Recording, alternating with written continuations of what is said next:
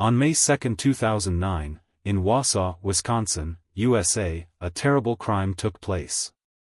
An 18-year-old girl named Brianna Marie Schneller was the victim. For the small town, such an event was shocking, particularly since the girl's death was the result of actions executed with unimaginable cruelty. However, more shocking than the crime itself was the motive behind it. Brianna had a vibrant personality, loved Mexican cuisine, music, and dancing, and she was fond of roller coasters. She was very diligent and performed well academically. She was the top student at Everest High School in Washington, said Craig and Lori Schneller, her parents. She had a trip planned to Tennessee that summer. The young lady was the only one in the state of Wisconsin who had made it through the qualifying rounds of a competition held by a renowned national nonprofit organization for students in professional and technical fields, where she was to present her project. Bree aspired to pursue higher education in restaurant management and dreamed of someday starting her own business in the food service industry. Therefore, she worked part-time at the El Masco restaurant in Rib Mountain to earn money and gain the necessary experience and skills. Friends, colleagues, and even patrons described her as a kind and responsive young woman. That morning, Sebastian tried to wake up Hugo, who had come home in the early morning and had clearly overdone it at a party the night before. After that, Sebastian left for work, which was only a 5 to 10 minute walk away. His younger brother followed soon after. The girl stayed home alone. She exchanged messages with her mother and then got on with her tasks. That day, Hugo felt restless. He had a headache from too much drinking and regretted overindulging. Struggling to focus, he decided to swap lunch breaks with a colleague, and at 1:20 p.m., he headed home to catch some sleep. When he entered the apartment, nothing seemed unusual at first. However, as he walked further, he noticed disorder in his brother's and his girlfriend's room. For some reason, Brianna was lying on the floor. Hugo rushed to her and asked what happened, but she did not respond. He didn't immediately notice the blood. The young man moved the towel that had been covering her face and screamed. She was unrecognizably disfigured. He grabbed the phone to call emergency services, but his hands were shaking and his mind was foggy. Nevertheless, he knew he had to act and ran to his neighbor's apartment on the floor below. Through tears, young Ramirez tried to explain what had happened and asked the woman to call for help. At 1:30 p.m., emergency services received a call. Despite it being a Saturday, the day was far from peaceful. Unfortunately, incidents often occur on days when people are supposed to relax. The woman on the other end of the line reported that she was calling on behalf of a neighbor. He had asked her to summon emergency medical services for his brother's girlfriend.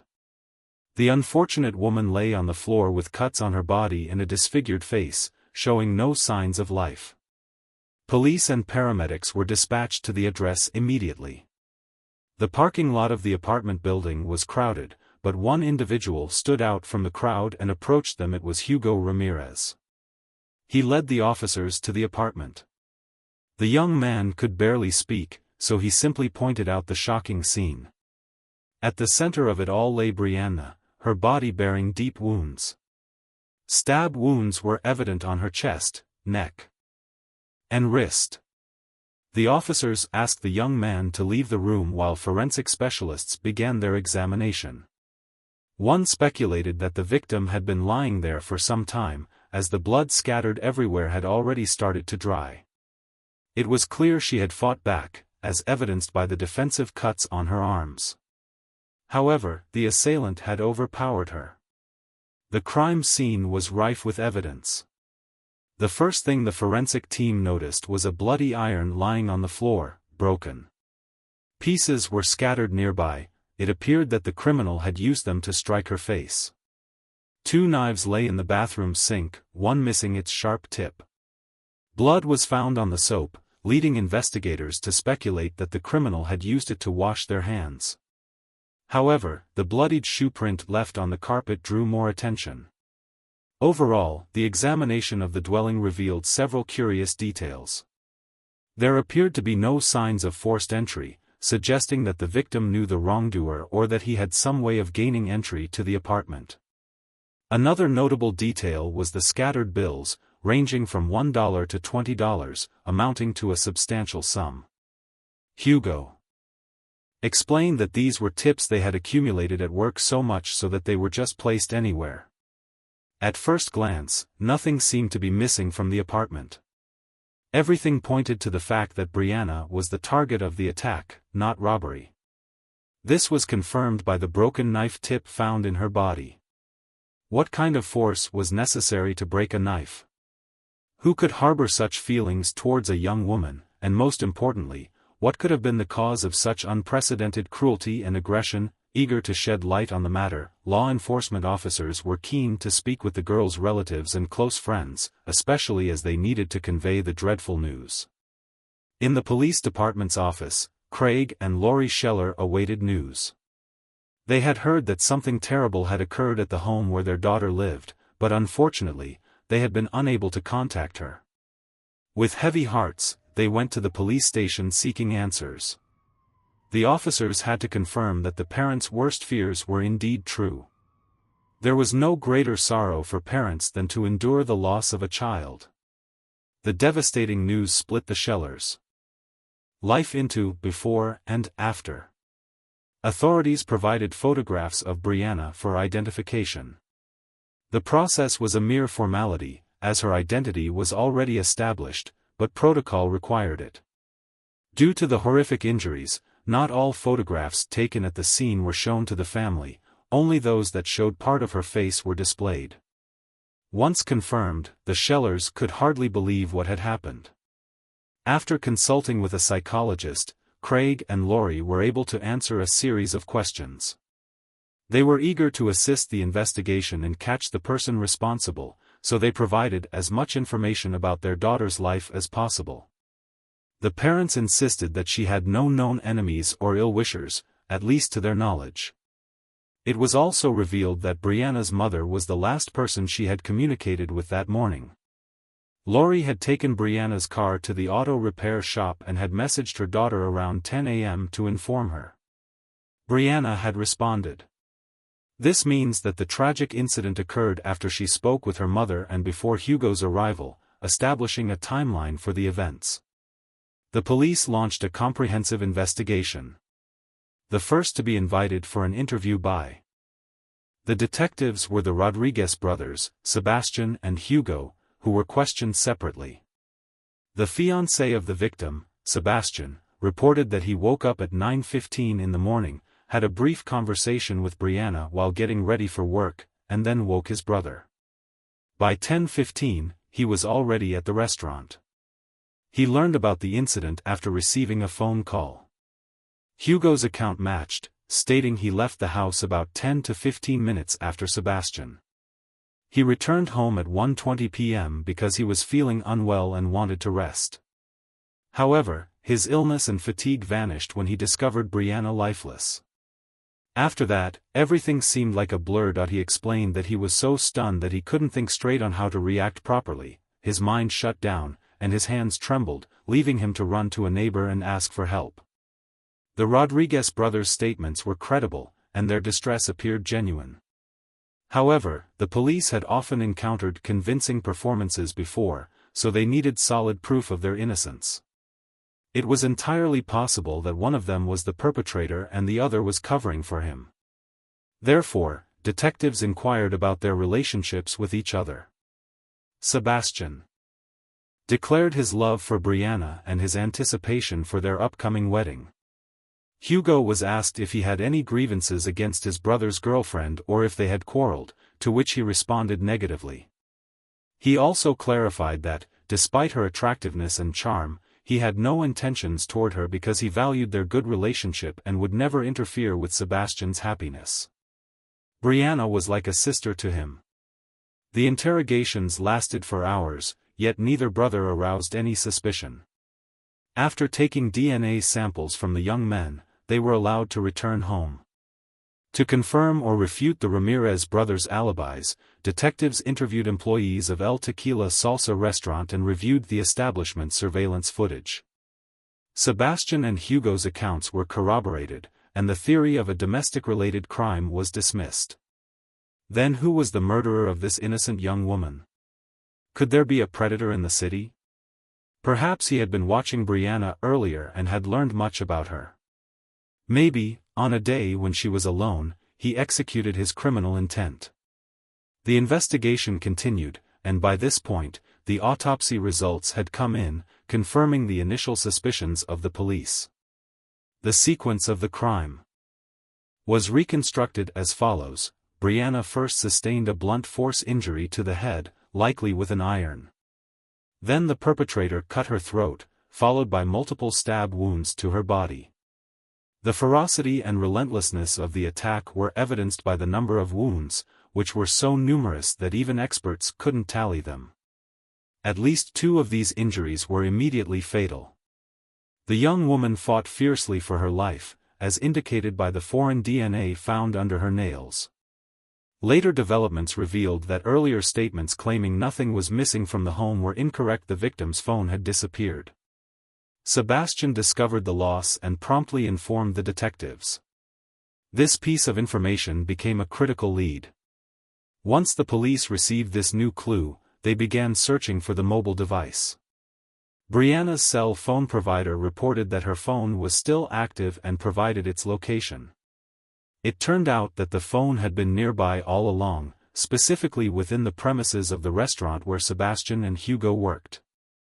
The investigation grew more complex with the brothers' undeniable alibi and one of them reporting the missing phone against the backdrop of suspicious coincidences. Detectives urgently traveled to the specified location, but upon arrival, they found that the coordinates led to the parking lot of a shopping center housing the restaurant. It appeared the sought-after item was in one of the trash bins. After a brief search, a plastic takeout bag with the logo of El Tequila Salsa was found inside a container. Within the bag were the girl's phone, 2 mismatched gloves, and a pair of women's underwear. One of the gloves was stained with blood. This unexpected discovery shifted the narrative as theories about a predator and a crime driven by intimate motives began to gain traction. The bag and its contents were sent to the laboratory for further examination, potentially still holding fingerprints or DNA from the perpetrator. When shown a photo of the contents, Sebastian recognized his girlfriend's underwear. The investigation proceeded with numerous interrogations of the restaurant staff. On May 5, everyone was asked to provide DNA samples and undergo examinations for any scratches or injuries. Additionally, both the external and internal surveillance footage of the building and neighboring establishments was thoroughly reviewed. The police had a considerable task ahead of them to determine who had disposed of the bag. Initially, a kitchen worker attracted attention because he was notably late for work, arriving when Brianna was already lifeless. However, the young man had an alibi. He had been stopped for speeding on his way to the restaurant. Nonetheless, reviewing the surveillance footage proved invaluable to the investigation. Another individual, the 24-year-old kitchen manager Raul Pona, became a person of interest. On the day of the crime, he left the building at 10:18 a.m. wearing a brown hoodie and returned at 10:53 a.m. without it. During questioning, he was asked about his whereabouts and intentions. Raul explained that he'd gone to pick up his friend Luciano, a dishwasher at the restaurant. Interestingly, Luciano lived in the same building as Brianna, Sebastian, and Hugo. When asked how long his errand took, he said about 20 minutes, but there was a problem with the timeline. What happened in the remaining 15 minutes? Raul refused to explain. Meanwhile, Luciano confirmed Raul's story, saying they did not stop anywhere on their way to work. However, the 15-minute discrepancy continued to trouble the detectives, and Raul's behavior raised questions. He had cuts on his hands, which he attributed to working with knives. Raul was clearly suspicious, but there wasn't enough evidence for his detention. By May 9, it was established that on May 2 at 1:16 p.m., a single employee exited the back door of El Tequila Salsa, and at the same time, only one person approached the trash bins. Identifying the suspect took little time. When his name was announced, the investigative team was not surprised. It was not Sebastian or Hugo Ramirez as initially thought, but the suspect Raul Ponoroca. When a search warrant was obtained for his home, curious details about the manager's life emerged. Under the mattress of his bed were found 4 pairs of women's underwear, several adult videos, along with a brown hoodie and a glove resembling the one found in the trash bin. On the same day, Raul's DNA samples were sent for comparison with those found on the plastic bag. A strand of female hair found on his clothing was also analyzed. Everything pointed to the victim, Brianna. It was just a matter of matching the test results. Raul was arrested on suspicion of first-degree murder. When it became known that the alleged perpetrator had been found, Sebastian couldn't believe his ears. He never thought his colleague capable of such cruelty. The main question that troubled him was, why did he do it? They hardly knew Brianna and had only seen her in passing. Raul had always seemed like a kind and cheerful guy, someone who wouldn't hurt a fly. But the answer was found. The trial of Raul Ponoroca took place in 2011. Despite the length of the investigation, Ponoroca never admitted guilt and consistently denied any involvement in the crime. However, the prosecution presented compelling evidence. The defendant's DNA was found on all key pieces of evidence: the iron, the knives, the plastic bag and its contents, and under Brianna's fingernails. Additionally, a shoe print found on the carpet at the crime scene matched the size and pattern of the suspect's shoes. The investigation painted a clear picture of the events on May 2, 2009. Raul arrived at work at 9 a.m. en route to the restaurant. He passed the victim's house, a place that had long piqued his interest. Not seeing her car, he assumed she was out and saw it as an opportune moment to enter her apartment and take what he desired. The accused had a peculiar habit of collecting women's underwear, the evidence of which was found under his mattress. After the Rodriguez brothers arrived at work, Raul left the restaurant under the guise of picking up Luciano. Instead of signaling his friend immediately upon arrival, he entered the victim's apartment. He easily unlocked the door and entered. It appears he went into Brianna's room and began rummaging through her belongings. He was likely caught off guard at that moment, otherwise, he could have excused his unexpected presence by claiming he was looking for one of the brothers and that the door had been open. Realizing the absurdity of the situation and fearing recognition, he struck her with the first object he could find, an iron. He then slashed her throat with a knife, followed by inflicting multiple injuries. The investigation concluded that the process of taking her life seemed to gratify him, as evidenced by the excessive number of wounds inflicted on the poor victim. It also noted that Raul used multiple knives during the attack. Afterwards, the culprit tried to cover his tracks by washing his hands and removing his jacket, as he still had to meet Luciano and drive him to the restaurant. He then resumed work as if nothing had happened, which was captured on the kitchen's video recordings. When many staff took their lunch breaks, he seized the moment to dispose of the bag containing the evidence in a trash bin. Shortly before the trial, Raul stated that he indeed met with Brianna but did not end her life. However, he suspected who might have done it and named a former restaurant employee. According to the defendant, he saw this acquaintance at Brianna's house on the day her life was tragically ended, thus confirming that he indeed entered the Ramirez apartment. However, when he left, Sergio stayed with Brianna, apparently having an argument. The defendant's statement raised additional questions and investigations. The information he provided was subject to verification. Moreover, the individual he mentioned was abroad.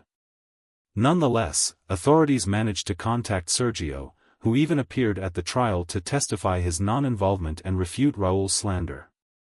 The young man easily proved that he was not in the country on the day of the crime. Weeks before, he had left to care for his gravely ill father in Mexico.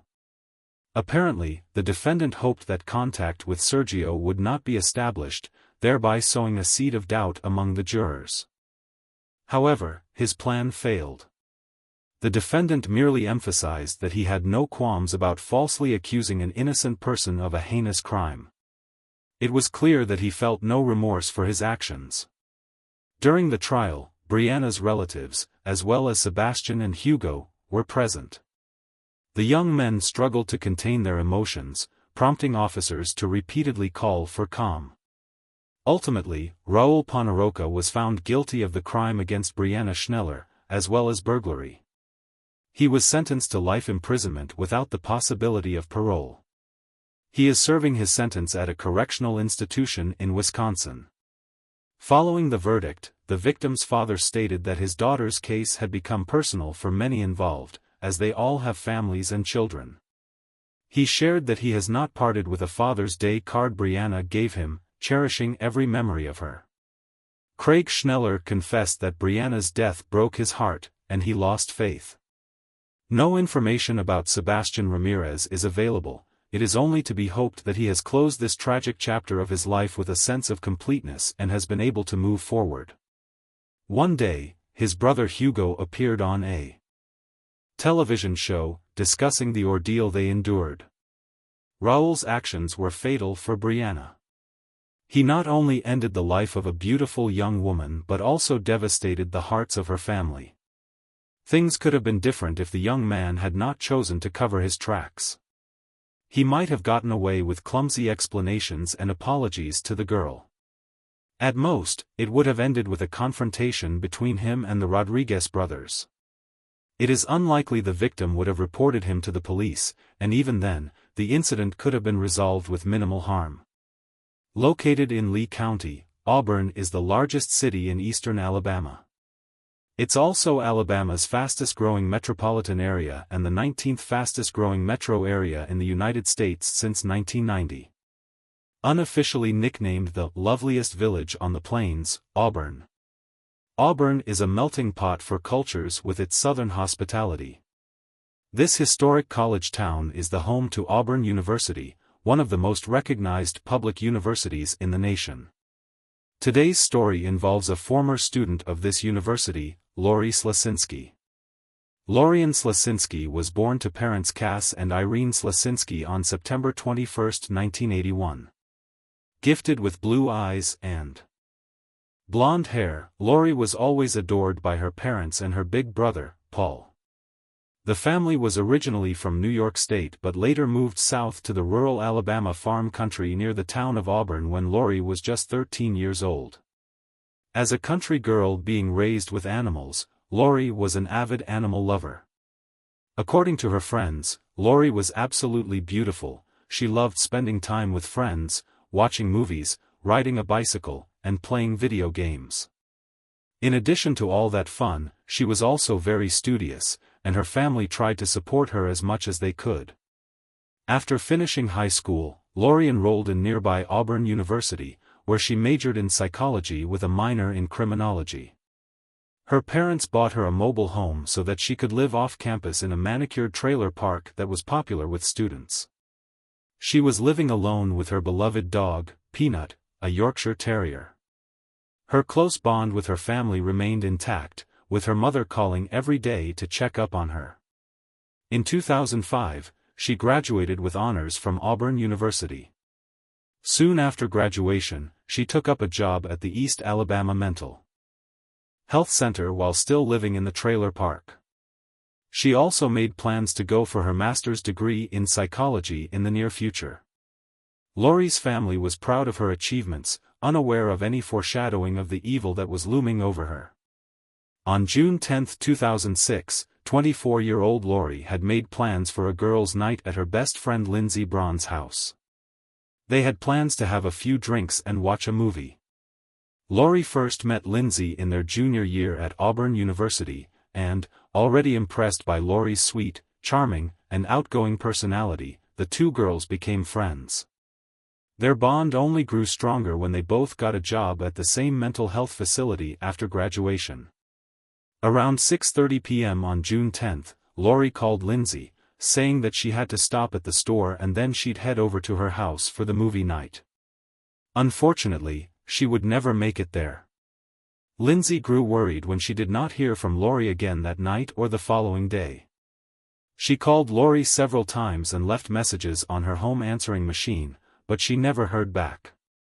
When Lori did not show up at her workplace on Monday, June 12, Lindsay's concern skyrocketed. It was very unusual for Lori to miss work and not inform anyone. After another no-show at work on the following Tuesday, June 13, Lindsay, along with another coworker, went to Lori's house to check on her. When they reached the trailer home, Lindsay could not find Lori anywhere. Upon entering, she found the door unlocked and the air conditioning on, which was pretty surprising. She also observed that Lori's dog, Peanut, was inside his crate. He looked well-nourished and happy, as if someone was taking care of him.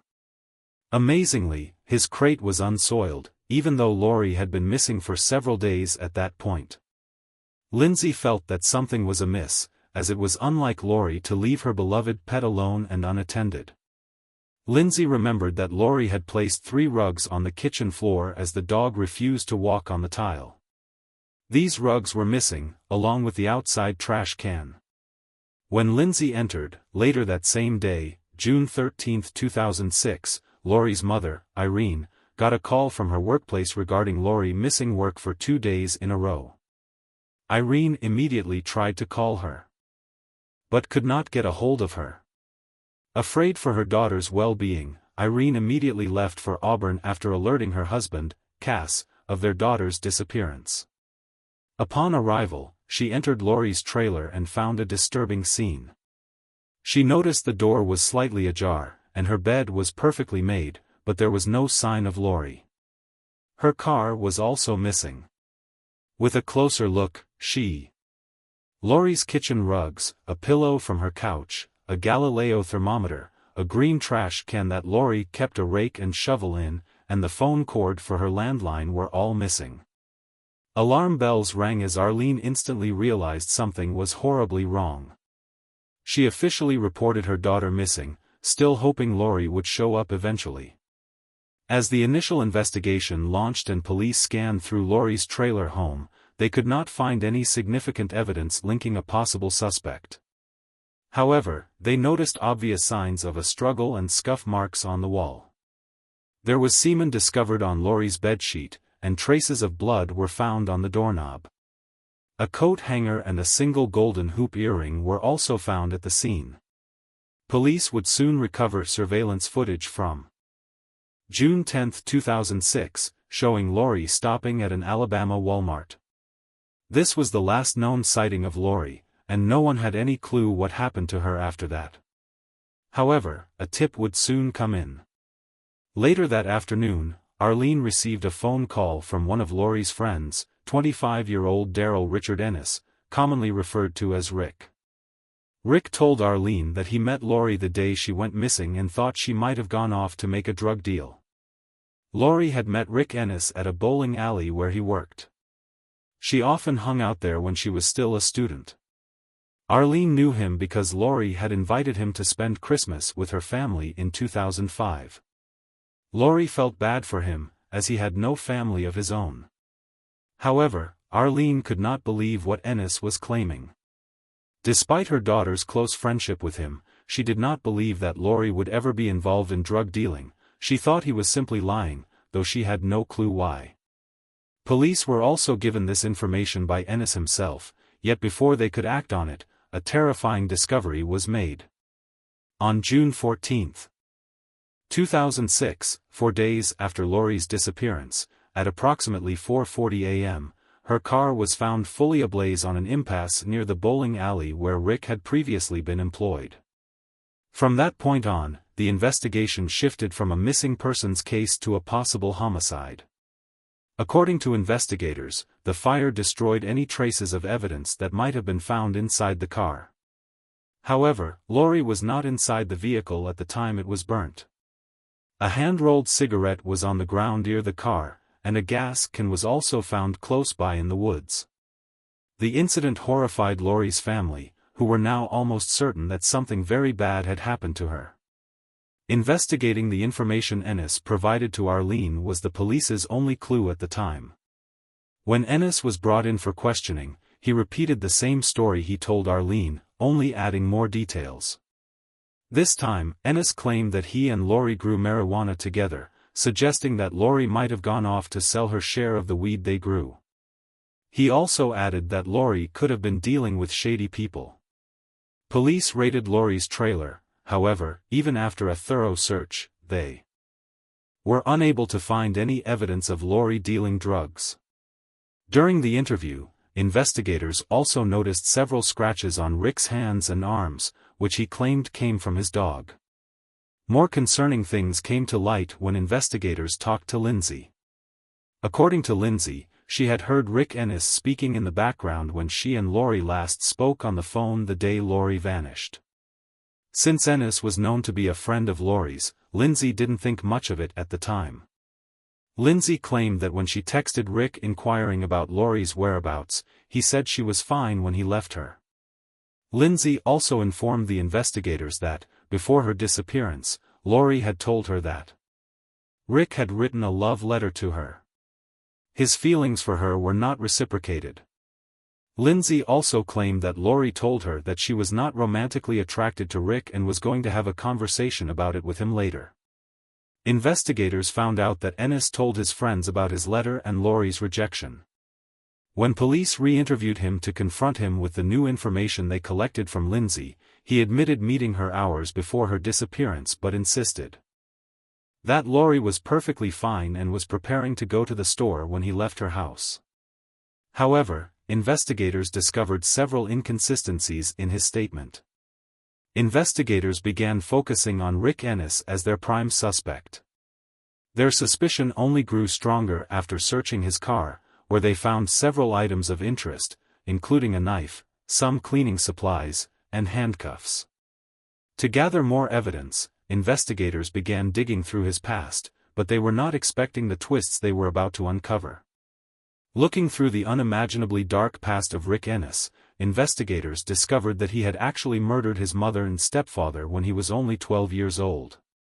On March 3, 1993, just 10 months after their marriage, Ennis had beaten his mother, known as a sweet church-going lady, to death with a baseball bat after shooting her in the face in their trailer in North Montgomery, Alabama, where they lived. His stepfather, Eddie Joe Flowers, known as Elvis, because of his sideburns and vibrant personality, met the same fate as his wife. After murdering his mother, Rick shot him in the face using a shotgun when Eddie came home from work. After the murders, Ennis drove the family car and crashed into a fence on the side of the highway. Alabama State Trooper John Clark stopped Ennis walking along the highway, and when he asked him where his parents were, Ennis told him that he had killed them. As Detective Clark searched the backpack the young boy was carrying, he found a kitchen knife and some ammunition for a 12-gauge shotgun as well as for a .22 caliber. When asked why he killed his parents, the emotionless 12-year-old Ennis told the cops that he was mad that his parents planned to move. He said he didn't want to leave his school. For 2 days, investigators believed he lived with their bodies while continuing to go to school. He further confessed his future plans to kill his 3 stepsisters, which further shocked the investigators at the time. Although his murders were nothing short of gruesome, due to his age, he could not be tried as an adult. As a minor at the time, he was sentenced to jail for 9 years for the double murder. After he was released, he moved to Auburn, where he eventually met Lori.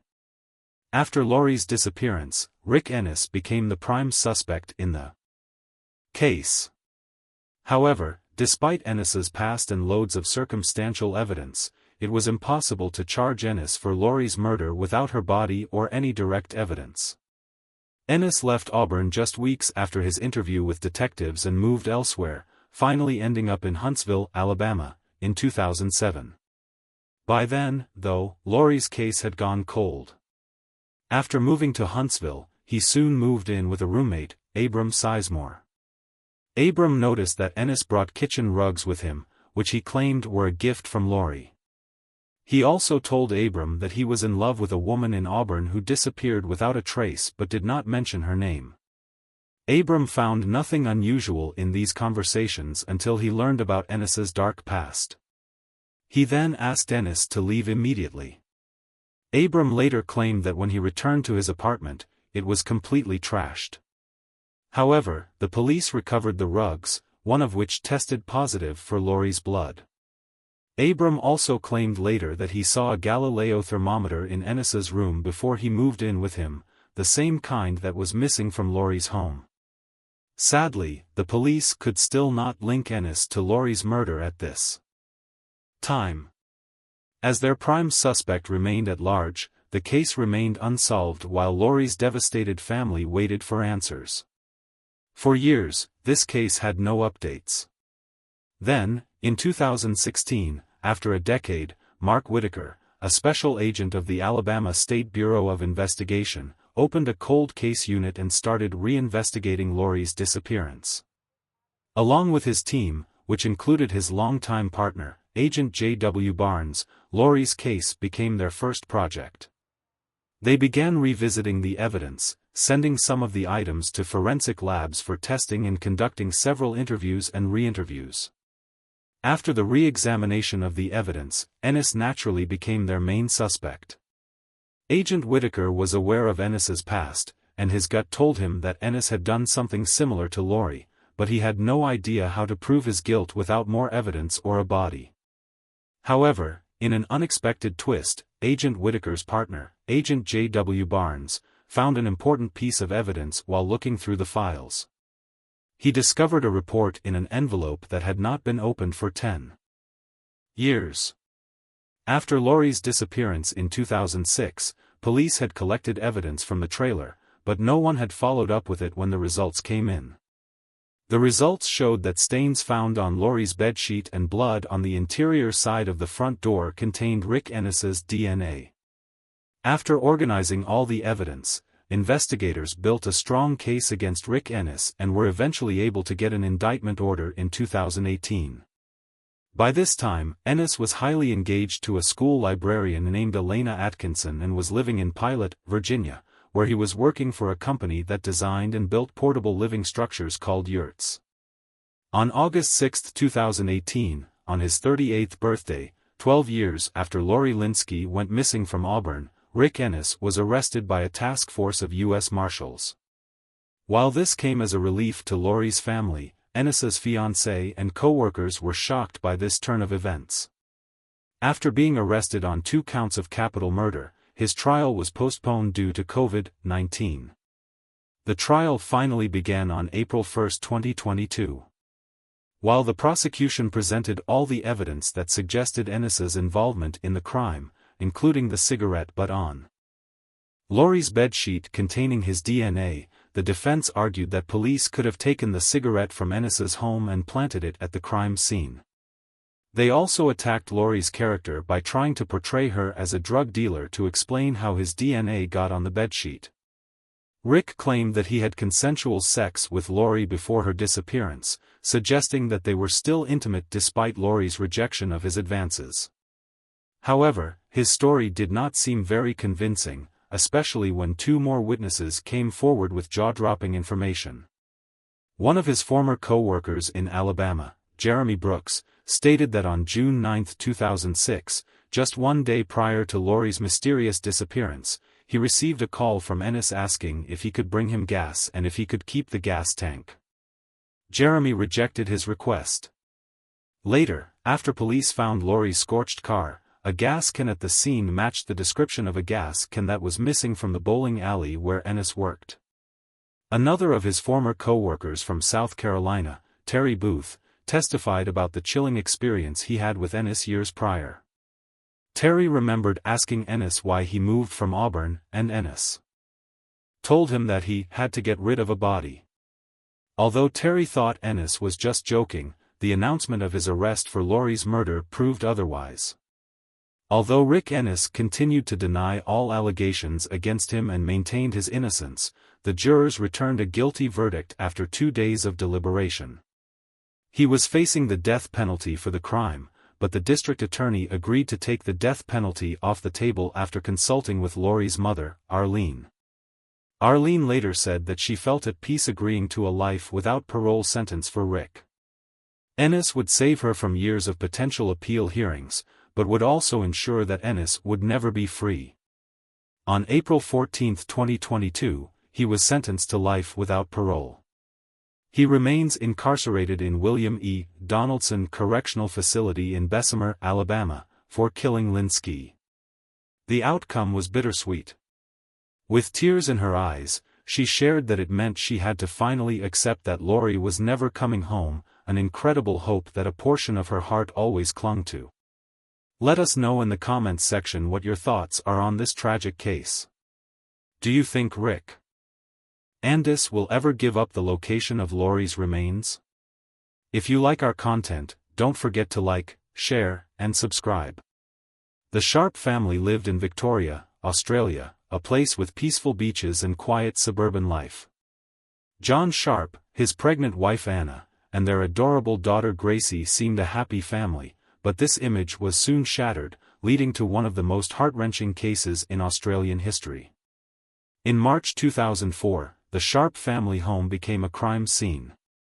Anna Kemp and her daughter Gracie vanished without a trace.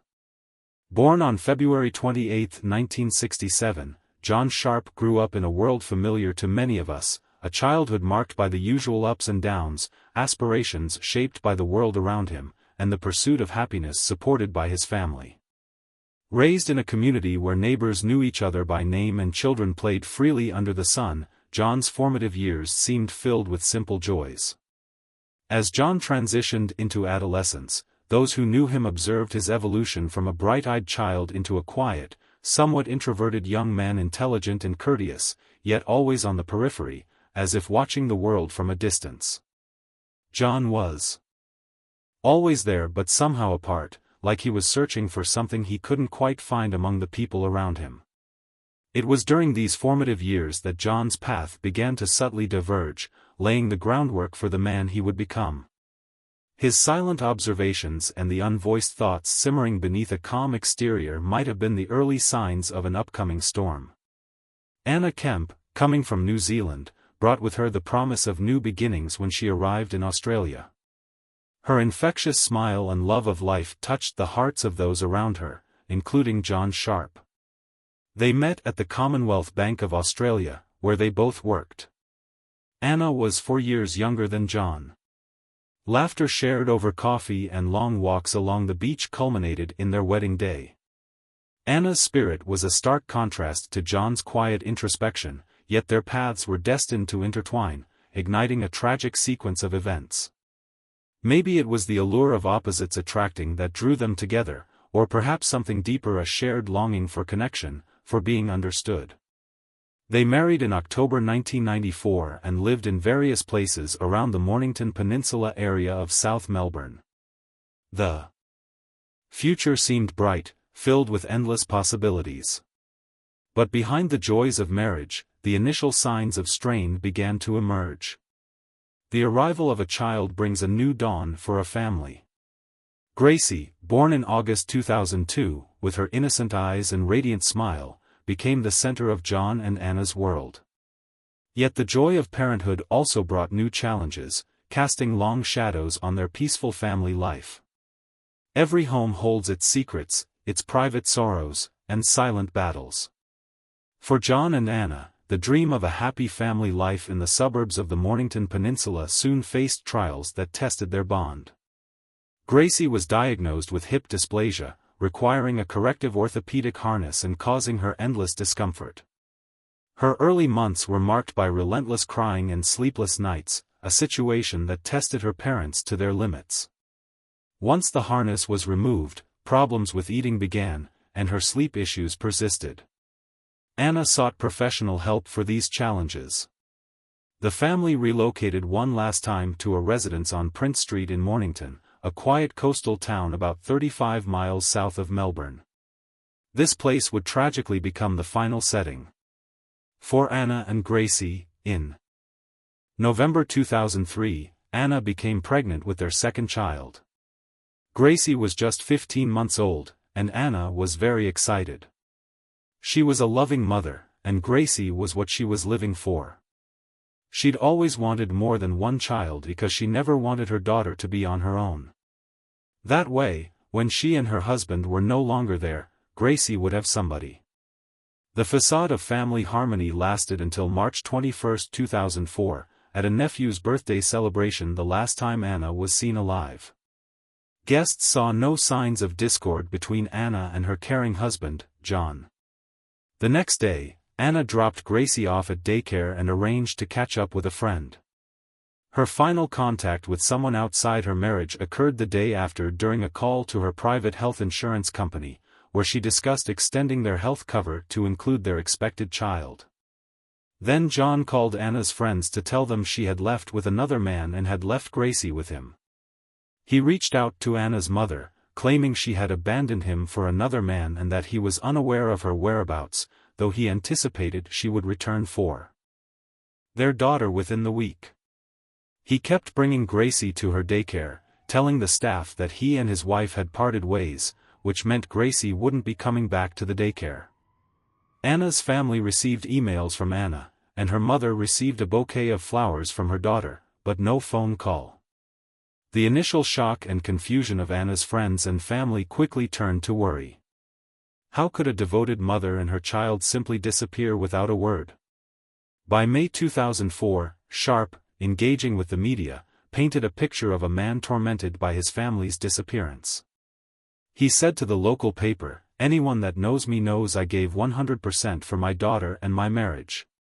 In a public plea, Sharp, holding a photo of Gracie, professed enduring love for Anna, saying, "Anna, our marriage may be over, but I still love you, and you are the mother of our beautiful daughter Gracie, whom we both adore more than anyone else."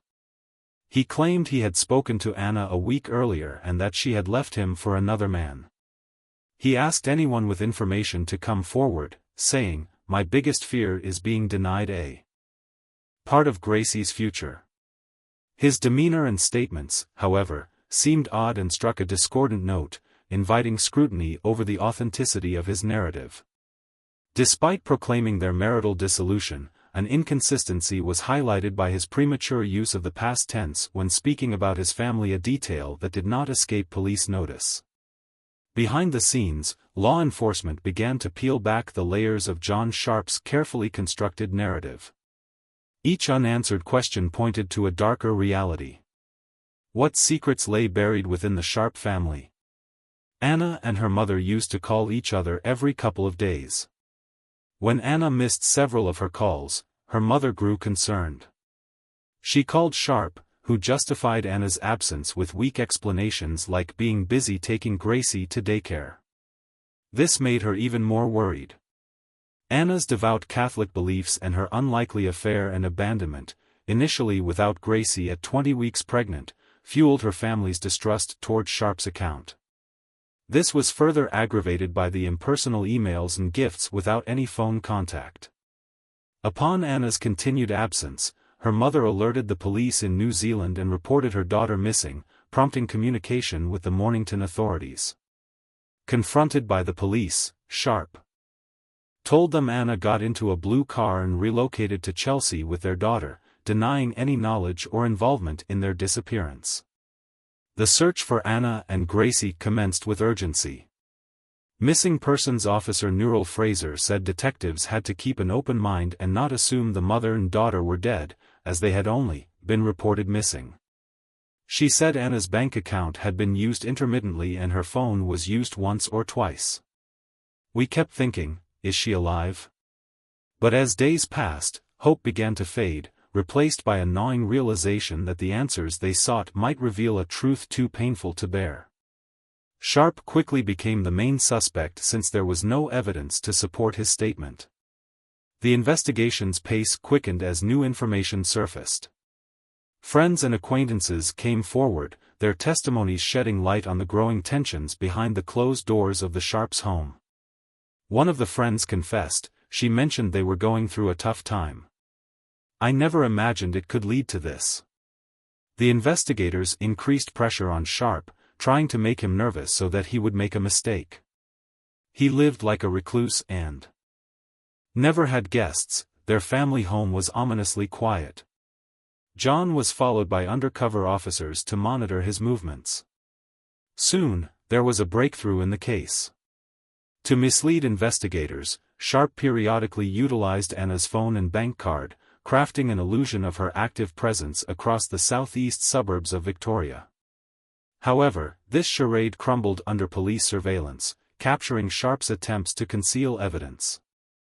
The surveillance caught him on camera driving to Chelsea Beach and pulling a white plastic bag from the bush next to the public toilet. He took out Anna's phone from the bag and made a call. Then, he withdrew some cash from the nearest ATM. After that, he disposed of the bag with the phone and card by putting them into a trash can in Mount Martha.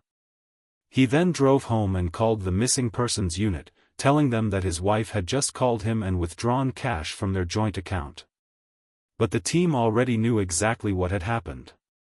The evidence was irrefutable, pointing to a conclusion that was unthinkable.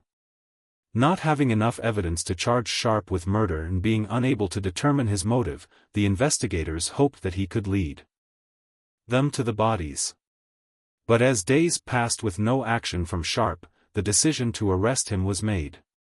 On June 10, Sharp faced another round of questioning by the authorities. He persisted that Anna had willingly departed on March 23. However, the investigators remained skeptical, noting his emotional detachment regarding his wife's supposed affair and subsequent departure with their daughter. Discrepancies in Sharp's timeline emerged. The man who claimed ignorance now appeared as a master of evasion. Neural Fraser said about Sharp, "I don't think anybody would know how John felt about anything. He was a closed book. He was very insular, he was a loner. He didn't show any emotion, he showed no personality." The investigators thought of another way to get his confession. They invited his parents and showed them the footage of John on Chelsea Beach, then asked them to talk to their son. It was the presentation of an undeniable piece of evidence that marked the turning point in the investigation. An hour after his parents left, John began to talk as he realized the inevitability of his situation. His final barriers of denial and self-preservation eroded, revealing the truth of his psyche, a man ensnared by his own darkest impulses. What turned his heart so cold that he became a stranger even to those who thought they knew him best? Sometimes, the greatest dangers lurk in the places we expect the least. Sharp's confession laid bare the reality of what transpired within the walls of the Sharp home. He told police he had fantasies of murdering his wife for several months before ultimately killing her. Adjusting to life with a baby, sleepless nights, financial pressures, and the routine of daily life added layers of complexity, pushing the family to a breaking point. Sharp explained that he killed Anna because she was controlling and moody and was getting on his nerves. Their marriage was unhappy. Sharp perceived his wife's assertive personality as undermining his masculinity. He stated Anna used to wear the pants in the family. Sharp told the investigators that Anna's pregnancy was a surprise to him. He didn't want another child and viewed the new pregnancy as an additional burden, harboring resentment towards Anna and their unborn child in silence. Instead of voicing his concerns, he even questioned if it was his child at all. John was self-employed as a conveyancer, and the financial responsibility of a growing family overwhelmed him. He seemed withdrawn. Anna was trying to bridge the growing distance between them, but as she reached out, John's retreat into himself became more pronounced. With each passing day, John became more distant, a prisoner of his own mind, snared by thoughts he could not share and feelings he could not express. Anna thought to keep her family together, unaware of the darkness taking hold of her husband's heart. The chasm between John, isolated in his thoughts, and Anna, attending to the needs of their home and children, widened, filled with unsaid words and unacknowledged fears. Anna found herself facing a wall of silence, her efforts met with indifference or, worse, hostility. Sharp made an unexpected and ominous purchase in early 2003, a high-powered spear gun from Sport Philip Marine in Mornington, an interest he had never before expressed. This marked the beginning of a dark and tragic chapter. Sharp dedicated countless hours to mastering the spear gun in their backyard, familiarizing himself with its mechanics. In the days that followed, a domestic dispute escalated into unimaginable horror. Gerald Kemp, Anna's brother, told reporters that in February 2004, Anna had an ultrasound to determine their baby's gender, but Sharp did not even bother going to the doctor's appointment with her. Upon her return, she anticipated her husband's eagerness to learn about the baby's gender, only to find he showed no interest and didn't even ask her. Distressed by his apathy, Anna confronted Sharp, warning him that if he continued to be indifferent to their daughter and the unborn child, she was going to leave him. They went to bed at around 9 or 10 p.m. Anna quickly fell asleep while John stayed awake, consumed by their argument and the overall dissatisfaction with their marriage. Eventually, he stepped out to the backyard garage, retrieving the spear gun that he didn't use outside of his target practice sessions. In a chilling sequence of events, Sharp crept back into the room where Anna was sleeping peacefully, coldly aiming a charged spear gun at her while their 20-month-old daughter lay asleep in her bed. The first shot did not end her life, as she was still breathing, and with a grim resolve, he reloaded and fired again, this time fatally wounding Anna and the unborn child she carried. Afterward, he covered her with towels and retreated to sleep the rest of the night on the sofa downstairs. The next morning, Sharp tried to remove the spears but managed to remove only the shafts. Completing this grim task, he then dropped off Gracie at her daycare, later turning away a TV antenna technician booked by Anna with the excuse of Anna's absence, her body still in the bedroom. Under the cover of night, he buried Anna in a hastily dug shallow grave in the garden. Officer Fraser said, "It's almost difficult to describe, but to hear a man talk about murdering his wife who was 3 months pregnant, that was hard enough." But he said it with no emotion whatsoever. She compared his confession to saying what he'd had for breakfast that morning. In the days that followed, Sharp took Gracie and revisited the marine supply store for another spear. He said, "I was thinking of taking care of Gracie by myself, and just amongst all this madness, that's when I lost the plot." When asked why he killed Gracie, he said, "I don't really know," and called it irrational madness. Sharp told the police, "You know what you're doing is sort of insane, but there's just this weird part of you that's almost unstoppable or something. You're almost like an automatic pilot sort of thing. I can't really remember. Much of what I thought of anything was just apart from the sort of crazy sensation. It was totally emotional." He said that for the next 4 days, voices in his head debated Gracie's fate. A few days after the murder, he started thinking Gracie needed to be with her mother. "It was sort of in and out of my head all week. I could hear things going through my head, the voices saying, 'You can't do it, you can do it, you've got to do it.' Every option was coming up." On March 27, after putting Gracie into her cot, Sharp drank a few glasses of whiskey and cola, confessing that he did this to numb his senses for what he was about to do. Then he went to the garage, armed once again with the spear gun. He inflicted unimaginable terror on Gracie, who endured multiple shots before her tragic death at her father's hands. Just like Anna, Gracie didn't die at once. After the 4th shot, she was dead. The next morning, Sharp returned to Gracie's bedroom. He could not bear looking at her, so he had to hold a towel in front of his face. Then he removed the bolts, concluding his macabre errands.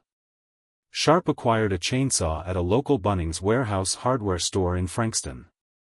He unearthed Anna's remains from their garden and disposed of Anna's and Gracie's bodies in garbage bags at the Mornington Refuse Transfer Station.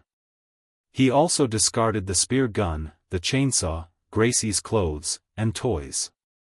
"I have a bootload of hard waste," he told the attendant. Officer Fraser said, "This is his wife that's pregnant. I kept thinking what was coming next." Then he told us about little Gracie. "It's the most difficult interview I have ever listened to. I remember at one stage, there was a break in the interview. I went to the ladies' toilets and just put my head in my hands. I couldn't listen." Sharp then called Anna's friends and family with a fabricated story of her affair. Her friends said that immediately alarm bells rang, and the hairs on the back of their necks stood up because there was no way Anna would leave Gracie behind. Following the murder of his daughter, he made a second call to his mother-in-law, telling her that Gracie was now with Anna in a bigger and better place. At his residence, Sharp crafted an email from Anna to her family in New Zealand to convince them she was fine. The messages didn't sound like something his daughter would have written. Sharp used Anna's email account to contact her brother as well. In the email, he claimed she had departed with another man with whom she was expecting a child. One of the emails read, "Please respect and understand my wish for privacy, and take comfort in the fact that I'm about to enjoy life like I have never before." This act only intensified the mystery surrounding Anna's prolonged silence. The family filed a missing person report on Anna. The interview uncovered that he had jotted down notes for his cover story. While analyzing Sharp's TV appearances, body language expert Dr. Cliff Lamley said that this was a poor attempt at portraying concern and sadness. He was juggling his eyebrows, contorting his face, and using a tissue as a prop, though there was no moisture on his nose and no tears on his face. It's a convincing tactic that we rarely see with truth-tellers. The family told the police some disturbing facts. They believed Sharp's motive for murdering Anna was her discovery of Gracie's abuse by her husband. Although there was no evidence to support this theory, Sharp had a history of abusing the children of family and friends. Anna didn't know this before marrying him. One relative said, "We reckon she caught him, we think that's why he killed her." When one of Sharp's former victims became an adult, she confronted him about the abuse. In response, Sharp called her a derogatory name and told her she deserved it. The victim was tormented by the thought that reporting it earlier could have prevented the murders.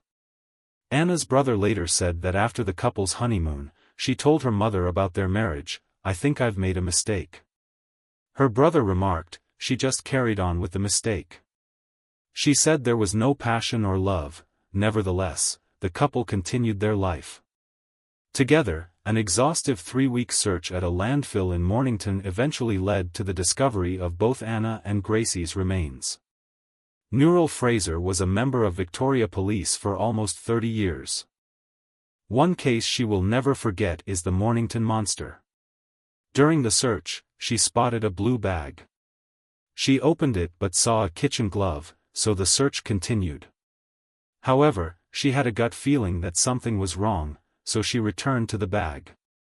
She then realized that the glove was not what it seemed. She said, "It's funny, but I knew I'd find Anna. Just an innate feeling I can't describe any better than that. And when I did find her, I couldn't leave her. I sat with the bag waiting for crime scene to arrive. I couldn't bear the thought of her being alone in the tip without anyone with her. I've thought about it since, and I know it sounds bizarre, but I almost feel like Anna was reaching out to me. I was determined to make sure that Anna wouldn't end her life in this tip. I just knew I would find her, and I did." Soon, she realized that Gracie must be close by. "I put my head in my hands and I just cried. I cried for what Anna had endured, for Anna's family, for humanity as a whole, I suppose." They were laid to rest at Green Park Cemetery in New Zealand, with Anna's maiden name, Kemp, marking their final resting place. The memorial also bears the name of Anna's unborn son, Francis. During the trial, the attorney aimed to shed light on John Sharp's psyche, his mental anguish that preceded the tragic events. Through the defense's lens, Sharp's life was depicted as being full of mounting pressures, financial strain, marital discord, and a crippling sense of entrapment. The sentencing judge said the events of the crime were too awful to contemplate and singular in its barbarity. He stated that Sharp had murdered his daughter simply so that his first crime would not be discovered, which was unspeakably callous. Forensic psychologist Carrie D. said John Sharp was a quiet man, a shy man. Another way of looking at this was that he was actually quite socially inept. He didn't have much in the way of communication skills, he didn't have a lot of emotional intelligence. Psychiatrist Dr. Lester Walton had described Sharp as dependent, passive, and a retiring individual who was unable or reluctant to confront problems. Sharp believed the only way of solving his marriage difficulties was to kill his wife.